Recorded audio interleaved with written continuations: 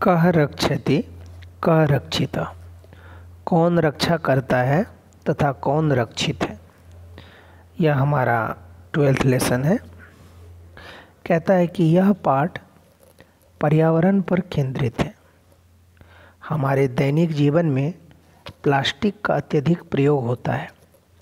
पर्यावरण के लिए प्लास्टिक अत्यधिक घातक है। प्रस्तुत पाठ में पर्यावरण के प्रदूषण की समस्या को उजागर किया गया है तथा पर्यावरण प्रदूषण की समस्या के प्रति संवेदनशील समझ विकसित करने का प्रयास किया गया है। पाठ का सार इस प्रकार है। मनुष्य पूर्व काल में कपास से, मिट्टी से अथवा लोहे से निर्मित वस्तुओं का उपयोग किया करता था। ये वस्तुएं पर्यावरण को प्रदूषित नहीं करती थी, कारण कि ये आसानी से गल जाती हैं और नष्ट हो जाती है। आजकल लोग प्लास्टिक का अधिक प्रयोग करते हैं। लोग प्लास्टिक से निर्मित थैलों को तथा अन्य वस्तुओं को इधर उधर फेंक देते हैं। ये वस्तुएं न तो गलती हैं और न ही सड़ती हैं। ये यथावत पड़ी रहती हैं तथा वातावरण को दूषित करती हैं। मनुष्य कदापि इस ओर ध्यान नहीं देता कि प्लास्टिक पर्यावरण को बहुत क्षति पहुंचाता है और इससे मानव का अहित होता है। अतः हमारा यह परम कर्तव्य बनता है कि हम पर्यावरण की शुद्धि की ओर ध्यान दें तथा पर्यावरण को दूषित होने से बचाएं।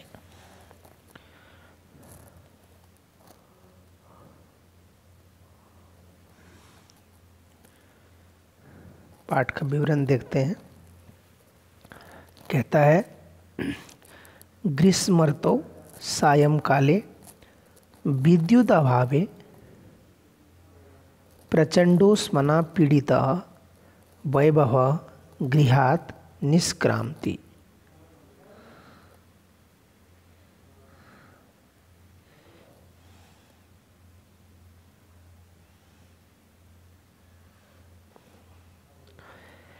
यानी इसका मतलब है, गर्मी के ऋतु में शाम को बिजली के अभाव में, बिजली नहीं है, लाइट नहीं है, बिजली के अभाव में तीव्र गर्मी के द्वारा पीड़ित वैभव घर से बाहर निकलता है।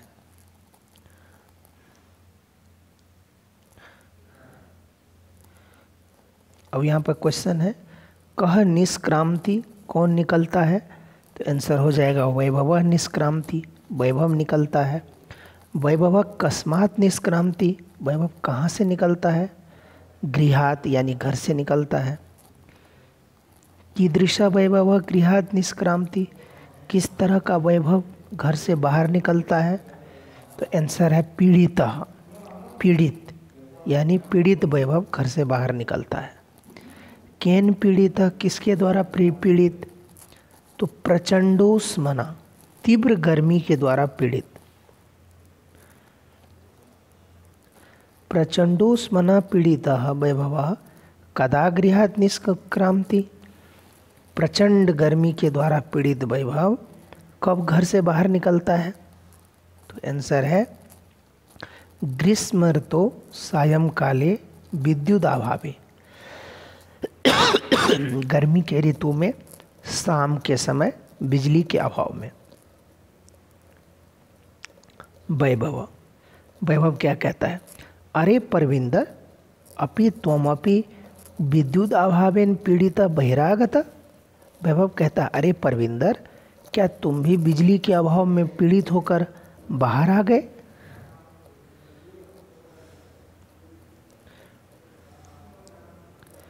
कह आगतवान, परविंदर आगतवान, परविंदर आ गया। वाक्ये त्वम इति पदम कस्मै प्रयुक्तम, वाक्य में त्वम किसके लिए प्रयोग हुआ है? तो परविंदर आए, परविंदर के लिए। परविंदर कुत्र आगतवान, परविंदर कहाँ आ गया? तो आंसर है बही यानी बाहर आ गया। कीदृशः, किस तरह का परविंदर बाहर आ गया? तो आंसर हो जाएगा पीड़ित, वह भी गर्मी से पीड़ित। केन, किसके द्वारा?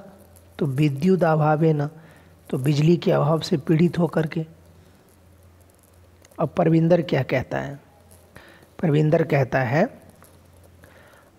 आम मित्र एकतः प्रचंड आतप कालः अत्यंतश्च विद्युदाभाव परम बहिरागत्यपि पश्यामि यद वायु वेगः तो सर्वथा अवरुद्ध। परविंदर कहता है हाँ मित्र, एक तो तीव्र गर्मी का समय है, दूसरे बिजली का अभाव, लाइट नहीं है, परंतु बाहर आकर भी देखता हूँ कि वायु की गति पूर्णतः रुक गई है।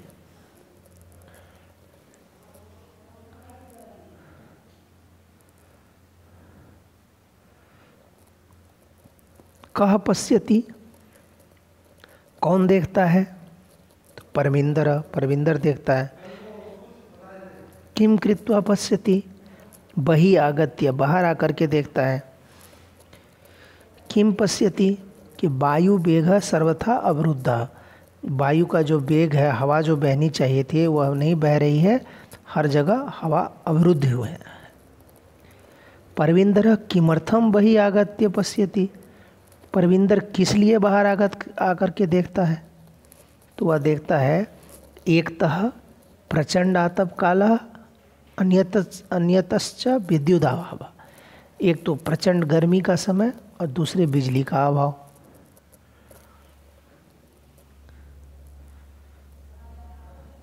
तो अब वो कहता है कि सच ही कहा है, सत्येवोक्तम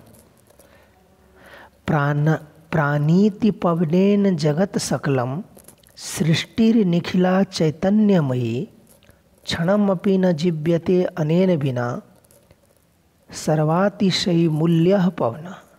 कहता है पवन के द्वारा यानी हवा के द्वारा समस्त जगत तथा चैतन्यपूर्ण यह समग्र सृष्टि जीवित है। कहता है इसके बिना क्षण भर भी जीवित नहीं रहा जाता है। सबसे अधिक मूल्य वाली हवा है, वायु है।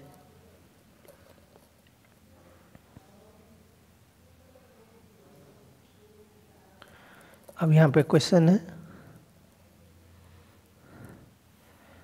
किम प्राणीति सकलम जगत, संपूर्ण जगत।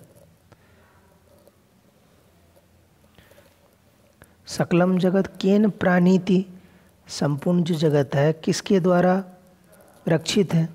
पवनेन, हवा के द्वारा। का चैतन्यमयी अस्ति, कौन चैतन्यमयी है?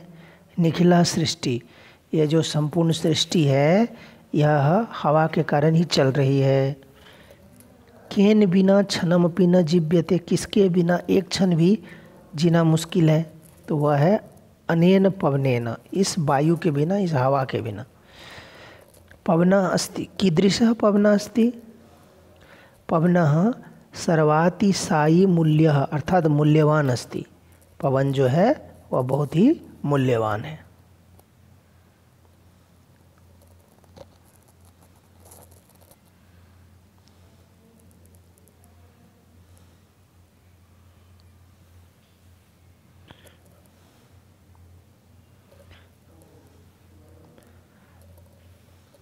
भावार्थ है इसका वही कि पवन के द्वारा, हवा के द्वारा समस्त जगत पूरी पृथ्वी क्या है? चैतन्यपूर्ण है। यह समग्र सृष्टि जीवित है, इसके बिना क्षण भर भी जीवित नहीं रहा जाता है। सबसे अधिक मूल्य वाली वायु है। अब विनय क्या कहता है? विनय कहता है अरे मित्र, शरीरात न केवलम श्वेत बिंदवः अपितु श्वेत धारा इव प्रस्रवन्ति। विनय कहता है अरे मित्र, शरीर से न केवल पसीने की बूंदें अपितु पसीने की नदियां बह रही है।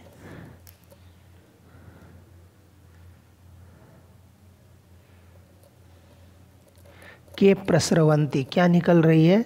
श्वेत बिंदवा, पसीने की बूंदें।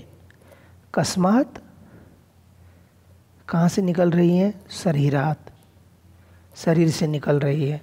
शरीरात श्वेत बिंदवः कथमिव प्रस्रवन्ति, शरीर से जो श्वेत बिंदु हैं वो किस तरह से निकल रही है, तो श्वेत धारा एव, श्वेत धारा के समान, बिल्कुल नदी के समान।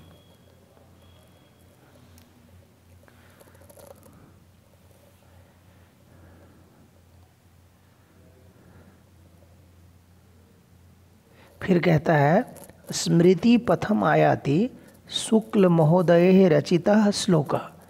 फिर वह कहता है मेरे मन में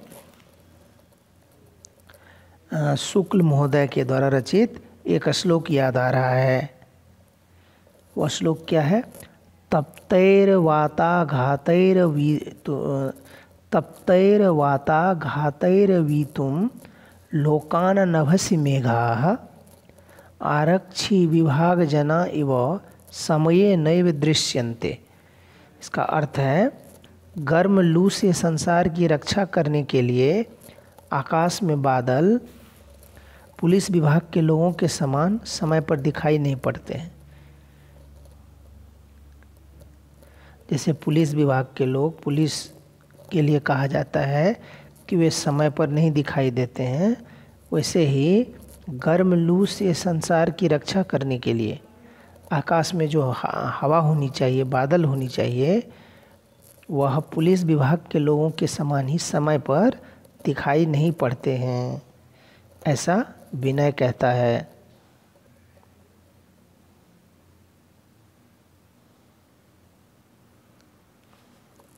अब अगला क्वेश्चन है के समये न दृश्यन्ते, कौन समय पर नहीं देखे जा सकते, तो आंसर है मेघा, मेघ समय पर देखे नहीं जा सकते। मेघा समये कुत्र न दृश्यन्ते, मेघ समय से कहाँ पर नहीं देखे जाते हैं, तो आंसर है नभसि, आकाश में नहीं देखे जाते हैं। किमर्थम नभसि मेघा समये न दृश्यते, किस लिए, तो तप्त ही वाताघाते, तेज गर्मी में या तेज धूप में बादल आकाश में नहीं देखे जाते। वो किस तरह से, कथम इव, तो आरक्षी विभाग जना इव, जैसे पुलिस वाले लोग समय से सही जगह पे नहीं दिखाई देते हैं, उसी तरह आकाश में बादल समय से नहीं दिखाई दे रहे हैं।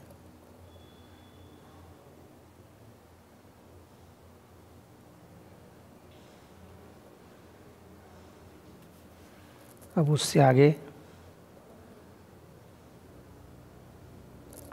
अब देखते हैं परविंदर क्या कहता है। परविंदर कहता है आम अद्य तो वस्तुतः एव, परविंदर कह रहा है हाँ आज तो वास्तव में निदाघ तापत, फिर से पढ़ रहे हैं, निदाघ तापतस्य याति तालु ही शुष्कताम पुंसो भयार्दितस्यैव स्वेदवज्जायते वपुः। परविंदर कह रहा है हाँ आज तो वास्तव में गर्मी के ताप से पीड़ित मनुष्य का तालु सूख जाता है, भयभीत मनुष्य का शरीर पसीने से तर हो जाता है। पदच्छेद देखिए, एक एक वर्ड को यदि तोड़ेंगे तो निदाघ ताप तप्तस्य याति तालु ही शुष्कताम पुंसः भयार्दितस्य इव स्वेदवत् जायते वपुः।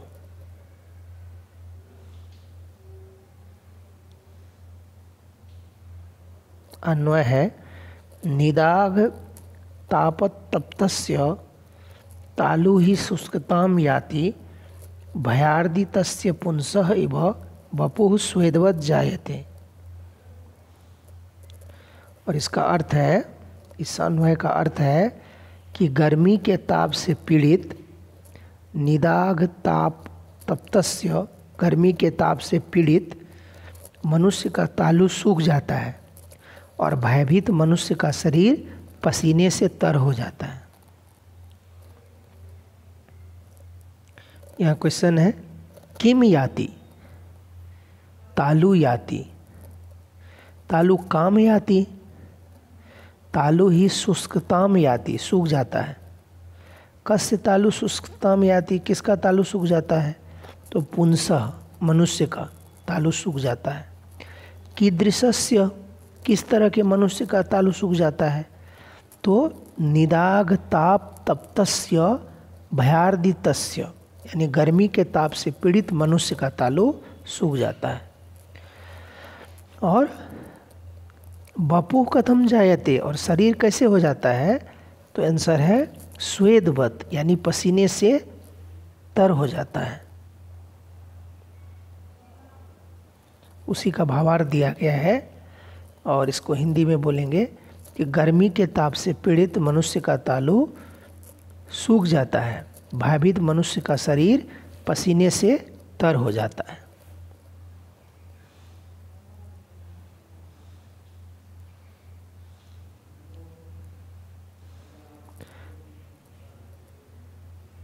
जोसेफ क्या कहता है? जोसेफ कहता है मित्राणि, मित्र यत्र तत्र बहुभूमिक भवनानां भूमिगत मार्गानां विशेषतः मेट्रो मार्गानां उपरिगमी सेतूनां मार्गेत्यादीनां निर्माणाय वृक्षाः कर्त्यन्ते, अन्यत् किमपेक्षते अस्माभिः वयं विस्मृतवन्तः एव। यहाँ पर जोसेफ कह रहा है कि मित्र, जहाँ तहाँ अत्यधिक पृथ्वी पर भवनों का निर्माण हो रहा है, बिल्डिंग्स बन रहे हैं, भूमिगत मार्गों यानी मेट्रो जो अंडरग्राउंड चल रही है उसके बारे में कहा जा रहा है। भूमिगत मार्गों का, विशेष रूप से मेट्रो के मार्गों का, ऊपर से गुजरने वाले पुलों का इत्यादि के निर्माण के लिए क्या हो रहा है? वृक्ष काटे जाते हैं। अवश्य ही हमसे क्या अपेक्षा की जाती है? हम तो भूल ही गए। फिर कहता हम तो भूल ही गए। इतने का पहले क्वेश्चन देख लेते हैं। के कर्तयन्ते, किसको काटा जाता है? तो आंसर है वृक्षा, वृक्ष काटे जाते हैं। किमर्थम वृक्षा कर्तयन्ते, वृक्ष को क्यों काटा जाता है? तो आंसर है बहुभूमिक भवनानां, बड़े बड़े जो भवन बनाए जाते हैं, भूमिगत मार्गानां, और अंडरग्राउंड जो मार्ग बनाए जाते हैं, विशेषतः मेट्रो मार्गानां, विशेषकर जो मेट्रो ट्रेन चलाने के लिए जो भूमिगत मार्ग बनाए जाते हैं। फिर है उपरिगमी सेतूनां, और जो फ्लाईओवर बनाए जाते हैं। इस तरह से इसके कारण से पेड़ों को काटा जाता है। फिर कहता है हम तो भूल ही गए। किस चीज़ के बारे में? एकेन शुष्क वृक्षेन दह्यमानेन वह्निना दह्यते तद्वनं सर्वं कुपुत्रेण कुलं यथा।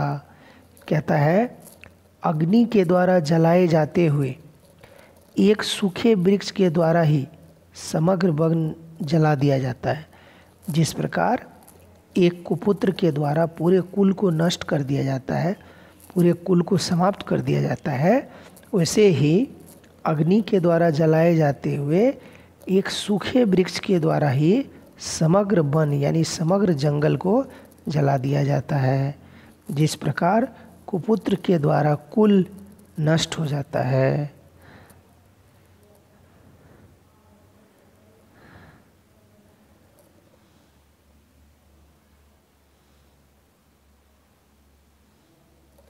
फिर है केन दह्यते, किसके द्वारा जलाया जाता है? तो आंसर है एकेन शुष्क वृक्षेन, एक सूखे पेड़ के द्वारा। कीदृशेन एकेन शुष्क वृक्षेन दह्यते, किस तरह के एक सूखे पेड़ के द्वारा जला दिया जाता है? तो आंसर है दह्यमानेन। केन दह्यमानेन, किसके द्वारा जलाए जाने पर? तो बहनीना, बहनीना एक आग, एक सूखे पेड़ के आग से पूरे वन को, पूरे जंगल को जलाया जा सकता है, पूरा जंगल जल सकता है। फिर है बहनिना दह्यमानेन एकेन शुष्कवृक्षेन किम दह्यते। तो आंसर है सर्वम तद्वनम। पूरा जो वह वन है, पूरा जो वह जंगल है, वह जल सकता है। किम नष्टम भवति, क्या नष्ट होता है। तो आंसर है सर्वम कुलम नष्टम भवति। पूरा जो कुल है वह नष्ट होता है। सर्वम कुलम केन नष्टम भवति, पूरा जो कुल है वो किसके द्वारा नष्ट हो जाता है। एकेन कुपुत्रेण, जैसे एक कुपुत्र के द्वारा पूरा कुल नष्ट हो जाता है, उसी तरह अग्नि के द्वारा जलाए जाते हुए एक सूखे वृक्ष के द्वारा ही समग्र वन जला दिए जाते हैं। जिस प्रकार एक कुपुत्र के द्वारा पूरा कुल नष्ट हो जाता है।